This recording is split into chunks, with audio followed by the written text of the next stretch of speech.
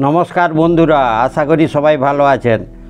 जे गाछटा देखछेन छादे एकटा 24 इंची जलेर ड्रामे बसानो गाछ, गाछेर पातागुलोर दिके ताकान।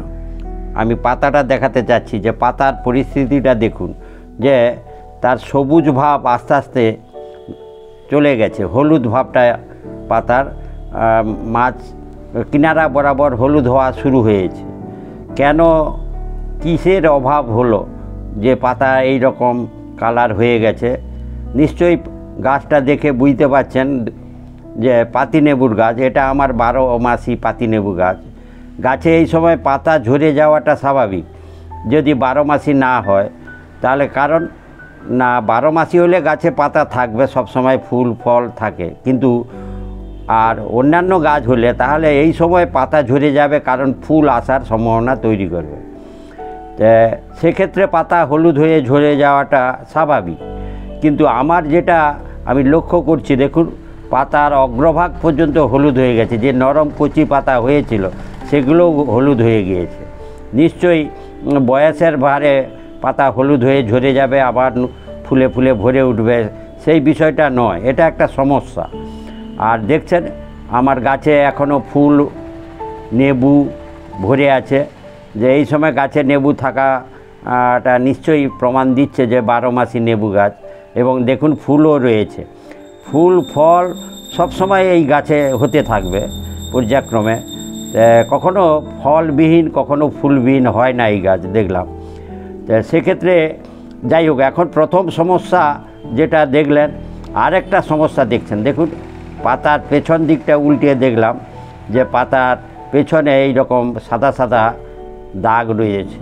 প্রায় 50% গাছের পাতা এই রকম পরিস্থিতি তৈরি হয়েছে। যে ওই যে সাদা মাছি যে পোকা, সেই পোকা শোষক পোকা গাছের নিচে এসে আশ্রয় নেয় এবং প্রায় ওই সন্ধ্যের দিকে আসে, সারা রাত ধরে গাছের রস শুষে খায়, ফলে পাতার রসটা ঘাটতি হয়েছে। এটাও একটা সমস্যা।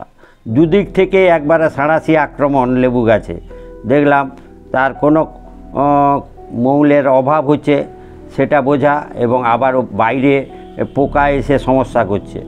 তো পোকার সমস্যা খুব সহজে সমাধান করা যায়, সেটা আমি নিশ্চয়ই আপনাদের করে দেখাচ্ছি। দেখছেন যে প্রোফেক্স সুপার বলে একটা পেস্টিসাইড রয়েছে, তীব্র গন্ধযুক্ত। এটা সপ্তাহে 2 বার করে দেওয়ার কথা বলছি, এটা দিন, তাহলে নিশ্চিত আর ওই সাদা মাছি আসবে না। আর এটা দেখছেন যেটা অ্যাপসন সল্ট, চিনি দানার ন্যায় দেখতে, যেটা বুঝলাম যে কচি পাতা হলুদ হয়ে যাচ্ছে, তাহলে নিশ্চয়ই ক্লোরোফিলের সমস্যা। রোগটার নাম ক্লোরোসিস। ক্লোরোফিলের মূল উপাদান হচ্ছে ম্যাগনেসিয়াম। সেই ম্যাগনেসিয়াম ঘাটতি হয়েছে মাটিতে, এই অভিজ্ঞতা আমার। সেই ক্ষেত্রে আমি ম্যাগনেসিয়াম সালফেট সমৃদ্ধ যেটা অ্যাপসন সল্ট, অ্যাপসন সল্টের রাসায়নিক নাম ম্যাগনেসিয়াম সালফেট, MgSO4। তাহলে সেই ম্যাগনেসিয়াম সালফেট আমি 1 চা চামচ জলে গুলে ওই গাছের টবের গা বরাবর দিলাম, যে যাতে ম্যাগনেসিয়ামের ঘাটতি না হয়। কারণ কচি পাতা সবুজ হয়ে যাচ্ছে, আগে বলেছি বয়সের ভারে সবুজ নয়। দ্বিতীয়, আরও জৈব সারের যোগান দিতে হবে, যাতে নাইট্রোজেন সমৃদ্ধ জৈব সার, আরও 2টো নাইট্রোজেন সমৃদ্ধ জৈব সার এই মুহূর্তে যেটা দিচ্ছি হর্ন ডাস্ট, বা যেটা আমরা সিংচাছি ডাস্টটা দিচ্ছি, কারণ দ্রুত কাজ পাবো। যে নাইট্রোজেনের ঘাটতি হতে পারে, সেখান থেকেও ক্লোরোসিস রোগটা বা ওই হলুদ হওয়া ভাবটা আসতে পারে। তাই আমি সেখানটা আটকানোর জন্য সেই নাইট্রোজেন সমৃদ্ধ সিং ডাস্ট করে এইভাবে জল দিয়ে দিলাম। তাছাড়াও এটা দীর্ঘমেয়াদী কাজ।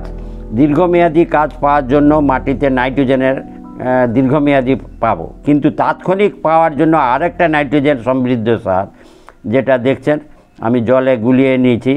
যে সর্ষের খোলকে ভিজিয়ে রেখেছিলাম, 3 দিন পর সেটা এই রকম একটা পরিস্থিতি হবে। তো সেই সর্ষের খোলকে ভেজানো জল, এটাও নাইট্রোজেন সমৃদ্ধ জৈব সার।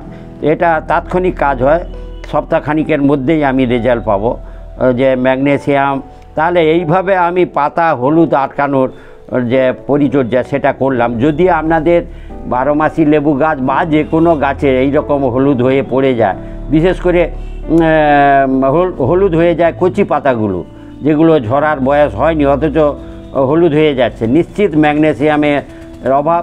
সেক্ষেত্রে অ্যাপসন সল, নাইট্রোজেন সমৃদ্ধ এই দুটো সার দিয়ে আপনারা পরিচর্যা করুন।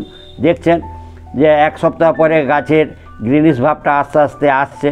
আশা করি আরও 1 সপ্তাহ গেলে একেবারে সবুজে সবুজে ভরে উঠবে। তাই বন্ধুদের বলছি, যদি যে কোনো গাছের পাতা যদি কচি পাতা হলুদ হয়ে যায়, তাহলে এই উল্লেখযোগ্য পরিচর্যাগুলো করবেন। আর যদি লেবু গাছ হয় তো আমি করে দেখালাম, আপনিও এইভাবে করুন, নিশ্চিত আপনার সমস্যার সমাধান হবে। আর এতক্ষণ আপনারা আমার সাথে থাকলেন, সেই জন্য ধন্যবাদ।